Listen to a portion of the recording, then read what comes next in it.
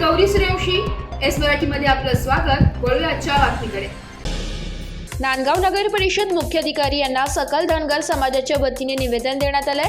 नांदगाव शनी मंदिर येथील अहिल्यादेवी स्मारक समोरील बॅनर काढण्याबाबत निवेदन देण्यात आलंय।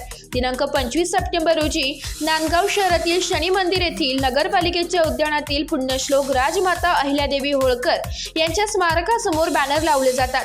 त्या बॅनरमुळे नांदगावच्या सुशोभीकरणाला खीळ बसत असून त्या बॅनरचा फायदा घेऊन महाविद्यालयातील विद्यार्थी-विद्यार्थिनी अश्लील चाळे करताना आढळून येतात। या सर्व प्रकारांना आळा बसण्यासाठी शिवाय अहिल्यादेवी स्मारक समोरील भागात कोणत्याही प्रकारचे बॅनर लावण्यात येऊ नये या प्रकरणाची कायदेशीर कारवाई करण्यासाठी सकल धनगर समाज बांधव नांदगाव यांच्यातर्फे नांदगाव नगर परिषद यांना निवेदन देण्यात आलंय।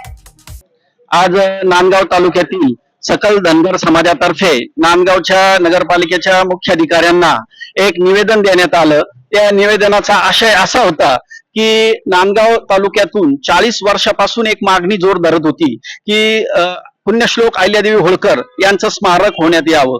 तर तत्कालीन आमदार सुहास अण्णा कांदे यांनी तो प्रश्न मार्गी लावला। समाजाच्या भावना लक्षात घेता त्यांनी तो प्रश्न चांगल्या पद्धतीने हाताळला आणि एक 15 ते 22 फूट उंचीचा अहिल्यादेवी होळकरांचा स्मारक एक नगरपालिकेचं जे उद्यान आहे शनी मंदिर बस स्टॉप समोर तिथे उभारण्यात येत आहे। येत्या 4 तारखेला 4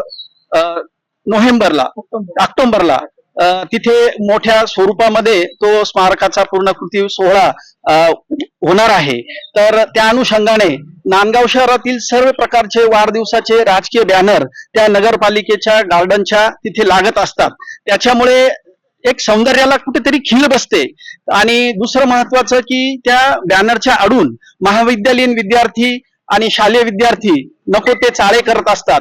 तर आमच्या सर्व समाज बांधवांतर्फे मुख्याधिकाऱ्यांना आम्ही निवेदनात अशी विनंती करत आहोत की ते कुठल्याही प्रकारचे बॅनर त्या ठिकाणी लावण्यात येऊ नये आणि नगरपालिकेच्या अखत्यारीत जे काही त्यांचे अधिकार आहेत ते अधिकार त्यांनी वापरावेत आणि तिथल्या बॅनरला बंदी आणावी ही सकल समाजातर्फे आम्ही त्यांना या निवेदनाच्या माध्यमातून आज विनंती केलेली आहे।